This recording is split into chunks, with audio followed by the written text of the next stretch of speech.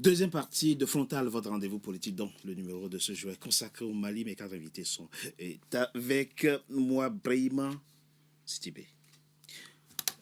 Dans la première partie, on l'a vu, vos compatriotes en face ont dit tout le mal qu'ils ont pensé, ou du moins qu'ils pensent, de la décision prise ce 10 avril par le gouvernement malien de retirer sa reconnaissance de la République, enfin de la République, on va dire ça comment, de la République arabe sahraoui démocratique en tant qu'entité territoriale. Et vous dites, vous approuvez totalement la décision de votre pays. J'approuve totalement, mais j'aimerais quand même déplorer le fait que je n'ai pas eu le temps de parler de la première partie parce que je crois qu'il était aussi de mon droit de m'exprimer dans cette partie. Principe d'équilibre oblige. C'est vrai. Deuxième élément, je ne reconnais pas du tout, et je tiens à le préciser, la qualité des soi-disant gouvernements en exil de mes deux compatriotes. Bon, j'ai un peu du mal à les appeler compatriotes quand je vois un peu leur position. Malgré les drapeaux qu'ils osent afficher, je crois qu'ils ont des positions qui sont totalement contre l'État du Mali. Donc je ne reconnais pas la soi-disant qualité de gouvernement, membre du gouvernement en exil. Et je pense aussi qu'ils ne devraient pas chercher la légitimité sur le plateau télé, une légitimité qu'ils n'ont pas su concourir sur le territoire malien. J'en viens au fait. J'approuve totalement cette décision du gouvernement malien de retirer la reconnaissance à la République arabe sahraoui pour plusieurs raisons. Je vais vous expliquer. Alors, la première, c'est que, vous l'avez rappelé dans vos propos introductifs, le Mali reconnaît cette entité depuis 1980, donc pendant 45 ans. Alors, il se trouve qu'au fil du temps, le Mali avait déjà commencé à geler cette reconnaissance. Déjà à partir des années 90, lorsqu'on s'est rendu compte que les fronts Polisario soutenus par l'Algérie avaient donc aussi le soutien de l'Algérie que l'Algérie apportait aux différents groupes rebelles au nord du Mali. Donc les fronts Polisario et les différents groupes rebelles avaient un seul parent qui s'appelle l'Algérie. Premier élément. Deuxième élément qui justifie ce retrait, c'est que malgré la reconnaissance de cette entité sahraoui, il faut reconnaître que le Maroc a toujours entretenu de bonnes relations avec le Mali. C'est ce qu'on appelait d'ailleurs l'exception malienne dans la diplomatie marocaine. C'est-à-dire qu'il y a eu toujours des échanges à travers des bourses d'études. Il y a eu un hôpital qui a été construit du temps d'Ibrahim Boubacar Keïta. Donc vous voyez bien, c'est un pays qui n'a pas tenu rigueur et contrairement aux autres États qui avaient reconnu la République sahraoui, donc le Maroc a toujours entretenu de bonnes relations. Troisième élément, aujourd'hui, vous n'êtes pas sans savoir qu'il y a un triptyque qui répond à la doctrine malienne. C'est le respect de la souveraineté de l'État, le respect des choix des partenaires et la prise en compte des intérêts maliens, des intérêts du peuple malien. Alors, quand on considère ces triptyques qui guident désormais l'action publique au Mali, on peut dire que c'est une décision qui est justifiée. Pourquoi? Parce que vous avez suivi dans la même déclaration, le Maroc s'engage à octroyer, à augmenter significativement le nombre de bourses qu'il octroie au Mali. Premier élément. Deuxième élément, à supprimer le visa. Donc désormais, tout Malien qui désire se rendre au Maroc cela va, dispenser de visa. On sait que nous sommes un pays à forte mobilité. Cela va dans l'intérêt du peuple malien qui répond justement, comme je disais, au triptyque qui guide désormais l'action publique. Maintenant, pour terminer, je crois que ce qu'il faut savoir aujourd'hui, ceux qui prétendent soutenir une quelconque souveraineté ou alors indépendance de la République sahraoui, remettez-vous quand même, parce que puisqu'on parle de droit international sur ce plateau, je vous rappelle qu'il y a une résolution en octobre dernier, la résolution 2797, dont l'écrasante majorité des États donc membres de l'ONU reconnaissent désormais la souveraineté marocaine. Parce que pourquoi? Il a parlé de pragmatisme. Non, majorité, non. Mais enfin, elle reconnaît le principe de l'autodétermination, monsieur. Écoutez, on le laisse finir. Je termine. Alors, il a parlé de pragmatisme. Non, mais écoutez, il a parlé de pragmatisme. Aujourd'hui, quand on voit ce territoire Sahara occidental, il est occupé à plus de 80% par le Maroc. C'est-à-dire que le pragmatisme, déjà, voudrait que le seul plan fiable et viable est bien sur le plan marocain. Et je pense que nous y adhérons. Le propos est très clair. Avant de passer... Mais cela n'empêche l'irrédentisme de l'État sahraoui. Avant de passer la parole à vous, M. Naïtbach, très rapidement, Nasser Bourita, le ministre marocain des Affaires étrangères, parle de décision historique. Il est très content. Le Maroc est aussi enfin, le roi aussi est content. Ça veut dire quoi? C'est aussi important que ça? C'est très important parce que la géopolitique a changé. Mes camarades ont dit que le Maroc a quitté l'Organisation de l'Unité africaine à partir du moment qu'un certain nombre de pays ont reconnu le Polisario. Mais à l'époque, lorsque ces pays ont reconnu le Polisario, on était dans une autre configuration politique sur le plan international. C'est vrai. C'était le bloc Est et le bloc Ouest. Exactement. Et traditionnellement, qui était dans le bloc Ouest? C'était essentiellement les pays qui étaient pro-américains, pro-européens, etc. Et qui étaient dans le bloc Est, c'était essentiellement les pro-URSS. Mais je suis désolé de le dire, à l'époque, comment on achetait les votes aux Nations Unies? Ah ouais. C'est que beaucoup de votes ont été achetés. Et c'est pas anodin lorsque le général de Gaulle a évoqué les Nations Unies comme un machin. Il savait que c'était pas transparent, que c'était pas démocratique. Or, pourquoi la situation a changé? C'est qu'il vous n'avez pas ignoré qu'en 91, il y a eu l'effondrement de l'URSS. Ouais. Donc, il y a de nouvelles donnes qui se sont données D'accord. sur le plan international, d'une part. Oui. Et d'autre part, Oui.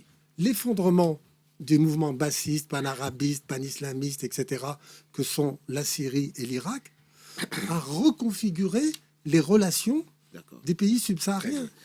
Et à côté de ça, Oui. Henri Naït Balk, on peut se poser la question pourquoi un bout de territoire comporte autant d'enjeux pour deux grands pays. Tout à fait. C'est que une sont bonne l'Algérie question. et le Maroc. C'est une très bonne question. Ça fait Là, 50 ans vous qu'ils avez se une disputent carte là-dessus. où on voit l'océan Atlantique. Oui, Et justement, la question que vous auriez dû vous poser, mais quel est l'intérêt de l'Algérie mais oui. de défendre un territoire qui, historiquement, elle le sait, était dans la continuité de ce qu'on appelait l'Empire chérifien? Oui. Eh bien, parce que c'est le substrat de ce qu'on appelle la guerre froide. C'est qu'à l'époque, l'Algérie voulait couper, si vous voulez, la continuité politique, économique du Maroc avec les autres pays subsahariens. Et stratégiquement, pour elle, il fallait contenir le Maroc dans sa partie nord et qu'il n'ait pas de relation à la fois en termes d'hégémonie politique, de relations économiques, etc. Donc il fallait créer une entité qui était à sa solde. Donc vous n'allez pas me dire que l'Algérie, qui est un grand pays, Bien sûr. que le pays, C'est le plus grand pays du continent. d'une part, et d'autre part, c'est un pays où la Tunisie et le Maroc ont beaucoup contribué pour qu'ils puissent accéder à l'indépendance. Donc on voit très bien que c'est une stratégie, non pas du peuple algérien, mais des militaires pour étouffer le royaume du Maroc. C'est très Donc, clair. comme la stratégie a changé, le Mali, contrairement à ce que vous dites, je suis désolé de vous le dire, c'est pas parce qu'il n'est pas frontalier avec le Maroc qu'il n'a pas eu d'échanges. Absolument. Il a eu des échanges depuis le 13, 14, 15, 16, 17e siècle. Mais la Tout à fait. situation Énormément. conjoncturelle Culturellement, si vous allez à Bamako, vous voyez très bien que dans l'art, dans la tradition, etc., on se croirait dans les confins du Sahara marocain également, puisqu'il y a une proximité. Merci. Absolument. Merci pour ces éclairages, Henri Naït Balk. Et oui, d'abord vous. Jetons le pavé dans la mare. Parlons, disons des choses cash.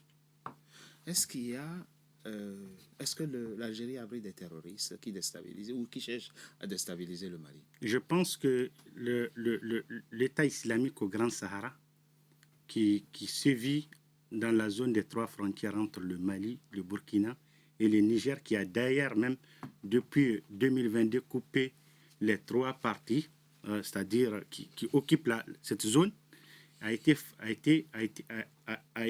c'est-à-dire fabriqué, fondé par des Sahraouis pro-marocains, comme Je conteste complètement ça. Abou Ali al-Sahraoui, ok, d'accord. C'est impossible. Abdel Hakim et Igo, qui a été tué en fin avril 2024. Vous savez que vous ne répondez pas à ma question. Par le Vous MFA. n'avez aucune preuve tangible de ce que vous avancez. Parce que le fait d'associer le terrorisme à l'Algérie, Je pose juste la question. C'est une analyse sélective et très simpliste. Moi, je n'ai pas fait d'analyse. Je vous pose juste la question. Monsieur, je suis sahélien. Oui, mais alors vous savez très bien que les terroristes islamistes, ils venaient du nord de l'Algérie, pas du Maroc. Le plateau qui connaît le Sahel, Vous voulez c'est pas moi. faire croire aux gens que Non, je n'ai pas dit. Monsieur Amédou, la question, donc votre réponse à ma question, c'est oui ou non? Donc, il ne faut pas avoir cette analyse simpliste. Votre réponse à ma question, c'est oui ou non? Y a-t-il l'Algérie, de votre point de vue, abrite-t-elle des terroristes qui cherchent à déstabiliser le Mali? Non. Alors, si vous permettez, l'Algérie, déjà, qui est en prise depuis les années 90, à ce qu'on appelle le mouvement terroriste islamiste, le FIS, etc., Vous, votre réponse est oui. Non, non, c'est pas que c'est oui, j'ai pas de preuve. C'est ce que dit le pouvoir malien. Monsieur, Vous savez très bien qu'on a poussé les extrémistes religieux algériens dans le Sahara. il y a eu un attentat il y a 3 jours à Oui. Bida. Et donc, vous êtes d'accord avec sa réponse? Oui, et je vais plus loin. Ce qui m'intéresse, c'est les intérêts vitaux de notre pays. Oui, le Mali et l'Algérie abritent des terroristes. C'est Non. ça? Ah ben absolument que non. Absolument. Absolument que non. Ça, d'ailleurs, c'est pourquoi on est inquiet, parce que l'Algérie a toujours affirmé son attachement à l'intégrité, au respect de l'intégrité territoriale du Mali. Qui est dans les discours, oui. Et aujourd'hui, avec la posture belliqueuse de la junte au Mali, Oui. il suffit que ce paradigme change en Algérie pour que notre pays soit Pourquoi? disloqué. Comment? Matériellement, ça va se passer comment? totalement faux, ça. Parce que vous dites quelque chose ici Oui. qu'il faut nous expliquer. Oui. Adaban Traoré, vous Oui. dites cette reconnaissance intervenue ce 10 avril met en danger l'intégrité territoriale du Mali en cas de rupture par l'Algérie de son attachement au respect de l'intégrité territoriale du Mali et de son abnégation à contenir les velléités indépendantistes des groupes armés à promouvoir la paix et l'autonomie locale. Quand vous parlez de groupe armé, vous parlez de groupe armé malien. Le groupe armé signataire de l'accord de paix. Qu'est-ce que ça a à voir avec l'Algérie? Donc il y a accointance entre l'Algérie et ces groupes. Merci. C'est grâce à l'Algérie que ces groupes ont renoncé au séparatisme. Grâce à l'accord de paix de 2015. C'est vrai, 2015, les accords Au d'Alger. travail de bons offices, à la mission de bons offices de l'Algérie, qui ont fait renoncer à ces groupes leurs velléités indépendantistes. Et c'est un travail colossal.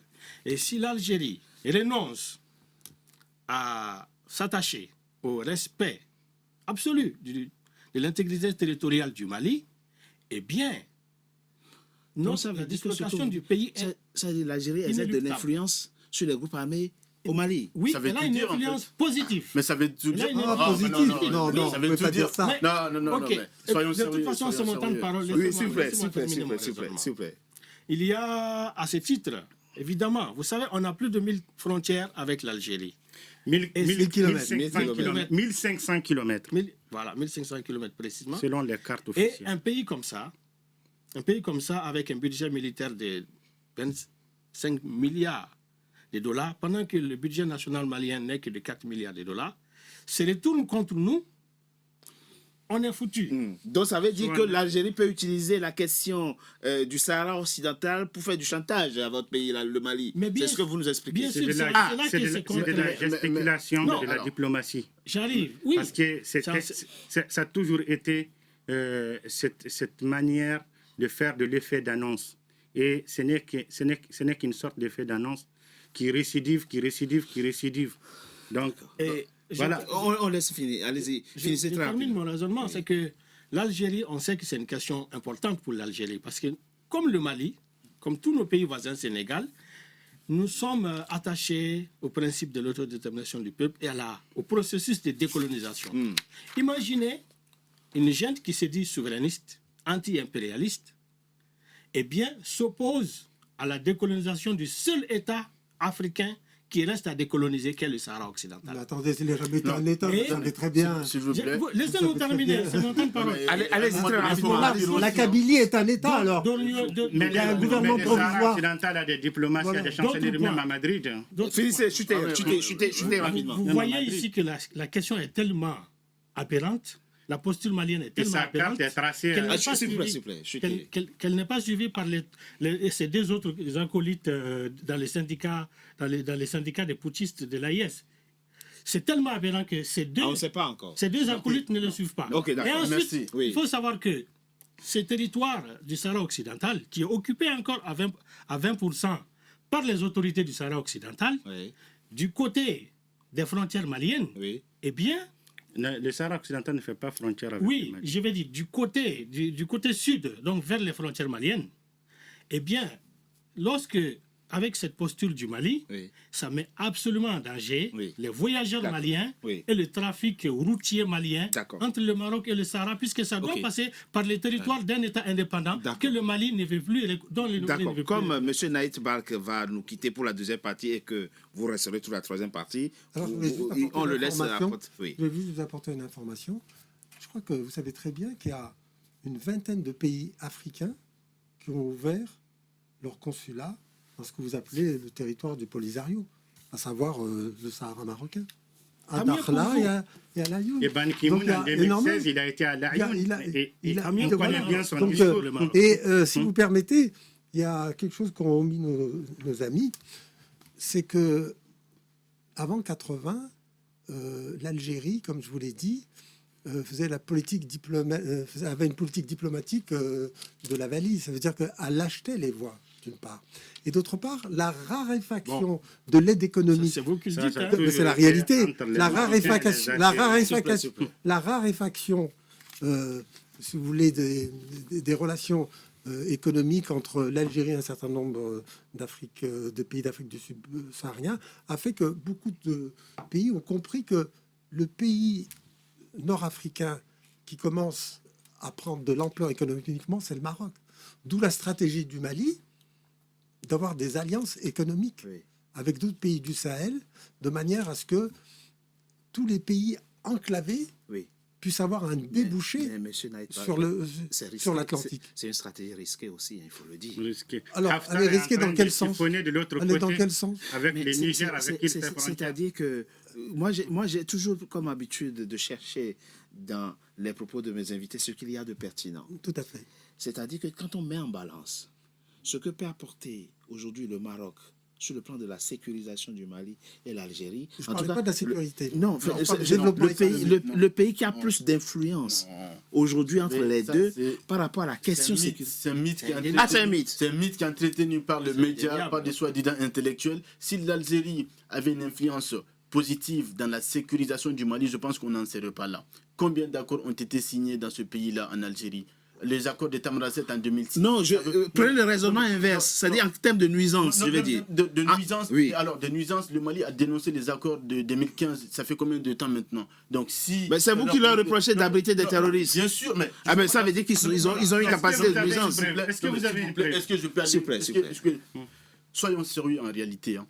Ce qu'il dit est totalement faux. D'accord. Pourquoi? Ça Parce que, en n'engage fait. que vous. Non, mais oui. mais- Allez-y, rachetez. Maintenant, ce qu'il faut comprendre, c'est que aujourd'hui, la réalité, c'est que l'Algérie soutient ce qui déstabilise le Mali. Vous comprenez? Vous avez la C'est-à-dire que, responsabilité J'en de- prends l'entière responsabilité parce que la preuve en est que la destruction du drone en avril 2025, alors que ces drones visaient des groupes terroristes, je pense qu'il n'y a pas une il a preuve été plus en éloquente. Algérie. Monsieur Il n'y a Amédou, pas- monsieur Amédou. Il n'y a pas une preuve plus éloquente et l'armée algérienne elle-même reconnaît ces faits-là. Donc je pense qu'on n'est plus dans la spéculation. Maintenant, deuxième élément, ça confirme justement, parce que quand tu dis que oui, si demain l'Algérie se retourne contre le Mali, parce que ce sont ses propos, en soutenant les groupes rebelles, eh bien ça aurait été, ça serait une catastrophe. Eh bien ça confirme clairement que ces groupes sont sous la tutelle de l'Algérie. Oui, mais à la réalité, ça ne changera rien. Non, mais de toute façon, ça ne va rien changer. Ça va rien changer. Donc, c'est des oiseaux de mauvais augure. Je termine par là pour corriger. C'est que quand tu dis que les deux autres pays de l'AES n'ont pas reconnu, c'est totalement faux. D'ailleurs, le Burkina et le Niger avaient déjà reconnu la marocanité du Sahara occidental avant le Mali. Et donc, le Mali vient compléter. Je propose qu'on marque une coup de pause, on se retourne dans quelques instants. Je propose, s'il vous plaît, on marque une coup de pause, on se retrouve dans quelques instants pour la troisième et dernière partie de notre émission. Tout de suite. NCA, désormais sur Free. Après son intégration au bouquet Canal+ Afrique, Canal 9 et Canal 573, NCA poursuit son développement et vient d'intégrer le célèbre bouquet Free TV, Canal 426. La chaîne panafricaine renforce ainsi son ancrage aussi bien en Afrique que hors d'Afrique. Le développement de NCA, c'est vous, nos téléspectateurs à travers le monde.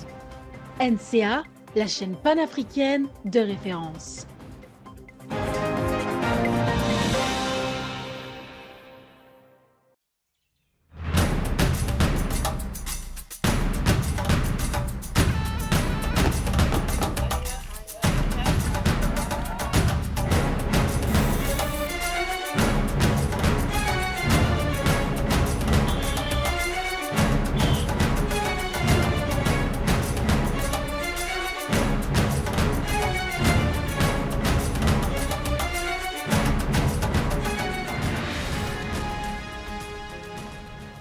NCA, la nouvelle chaîne africaine.